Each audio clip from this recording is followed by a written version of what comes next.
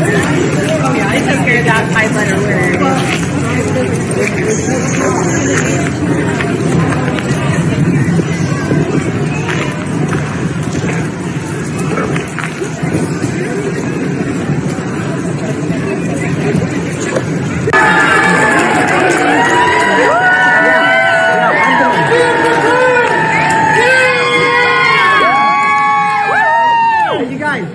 They're going to let me speak over the loudspeaker, the PA, because there's about 1,000 people in the library on other floors that haven't gotten up here. So I'm going to be talking to everybody in just a few minutes. And I just want to thank them for coming and thank you for coming and making this such a special event today.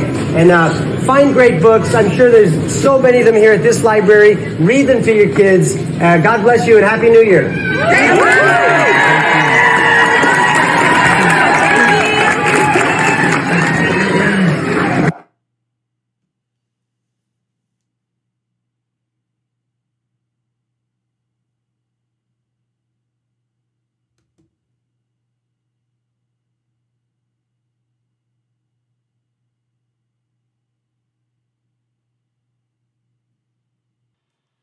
So what's on tap for today, folks? Well, we have got an unbelievable story for you.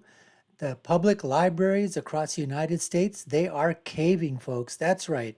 You know, we did a video previously about this, and there was Kirk Cameron out in California was just trying to have a public story hour where he could read his books just like the average citizen could, right? You go to the public library, you tell them you want to have a book reading. You've got a book you've written yourself or someone else has written or something from the library, whatever it is, and you schedule a time. And the library puts out the information saying there's going to be a book reading on this. They print out some flyers, maybe they send it out to their email list, whatever they do. It's a public library. Well, he was denied. Why? Because supposedly his book, they said, not a lot of people probably want to read about a book that has some ideas about the changing of the seasons, maybe some biblical, advice, maybe some biblical messages. Although his book is really not, Kirk says it's not really that much of a religious book. It does teach some principles of basically faith and love and understanding and humanity and getting along and all those other, great principles that we try to teach our children each and every single day. So here you see this picture here at this event in Indianapolis where they held it. And initially they were denied, but then they said they were going to press for legal action. All right. And they finally, the libraries caved. But they also initially were just going to give them a small little room on the 6th floor.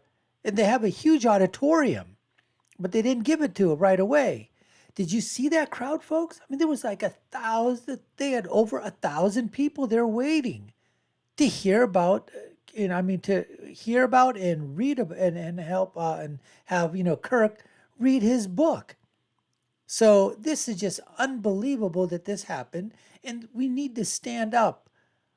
We need to stand up to the woke establishment crowd and basically tell them and say, we have our rights as well. If you can have drag queen story hour at a public library, well, you certainly can have a children's hour with a book that has nothing to do with drag queens or nothing to do with sexuality or promiscuity or anything like that.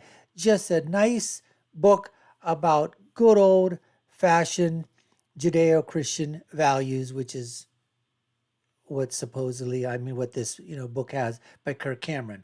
But listen, we're going to get into all that, some of the background information too, so don't go away. If this is the first time that you've tuned in, we really appreciate it. You're watching the Dr. Nasir Shaikh Show. I'm your guest host for today. My name is Dr. Shaikh. So let's get to the background of what was going on and what all of the the hoopla is as to what's happening out here. This is getting a lot of play out in the media, folks. So let's go to that. So as you can see, adults and children, they filled the Indianapolis Public Library's main branch to hear actor, writer, and film producer Kirk Cameron, his recently children's book, As You Grow. And as we said before, the library organization said, you know what? And first, also, they said, you're not going to have that many people show up. And guess what, folks? In the 137-year history of the Indianapolis Library, Public Library, this was the largest crowd they ever had for a book reading ever. Set a record, folks. 137 years. Never had that many people show up to, hear somebody, read their book. But they did after they pressed it with, they had to threaten them legally. So here's a nice poster, my new children's book, kind of nice and cute. Kirk Cameron, as we know from Growing Pains. He's got a little friend of his over here. They're all, look at that, they're all waiting to hear about his book. All these little munchkins just can't wait. And I believe the publisher is by the name of Brave Books. And as he said, it's just relying on biblical principles to all seasons of life. It has games and activities. I mean, there's no harm in this, folks, but these people, they think they do, these wokesters, they think there's a bunch of harm when people are trying to teach them things about religion, about faith, about family, all those things. These people don't like it one bit. For the most part, you have a lot of woke people working in these institutions. And we just saw it. There's a long line of people. They were waiting to get into the building. They were standing against a wall. I mean, it was basically, standing room only. And as we said before, the largest event held in the library's 137 years of existence. I mean, here's another picture, folks. Look at this. I mean, look at people waiting outside over there. Or that might be a mirror, maybe reflection inside there. I'm not sure. But that's just amazing. Amazing. And as we said before, the Indianapolis Public Library, they originally denied the ability to book the reading. They sent him a letter, threatened legal action.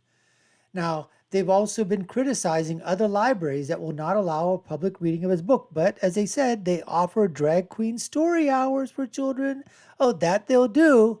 But no more. The Family of Faith said they will be shut down from the public square.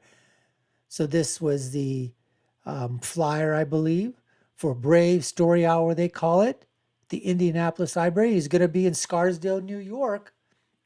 I believe that's today, 3 o'clock. Supposed to happen. So winning, folks. We are winning slowly and slowly, inch by inch. We are winning. And as we said before, they were frustrated that the library only put the group on the 6th floor when the building has an auditorium. And when they said you didn't put the auditorium, he said, you never asked. What do you mean they never asked? Of course they asked. But these are the parents and families that came out were extremely supportive. So anyways, folks, this is what we're up against. You know that as well as I do. We just have to basically, let everybody know what we stand for, the principles that we stand for. We can't back down. We have to basically say, look, we have our rights. These are our First Amendment rights. It is a public square. It's public property. It's paid for by public taxes.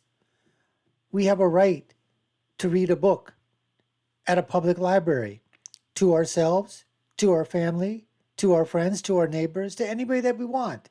They have to allow us to do that. If they give access to others, we've got to give access to everybody else. That's the law. But until you threaten to basically say, hey, look, with legal action, and say, look, we're going to, get the courts involved. We're going to get the law on our side. That's what needs to occur. Anyways, folks, we appreciate you taking the time to watch our show. You've been watching the Dr. Nasir Shaikh Show.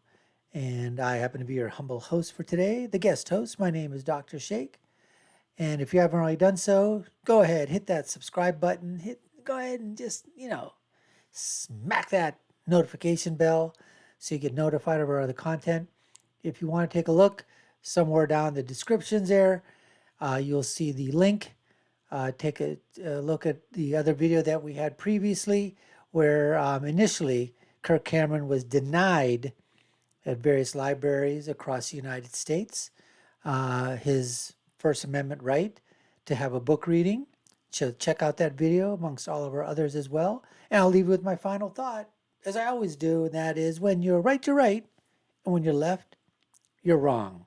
We'll see you again next time, folks. Take care and stay safe.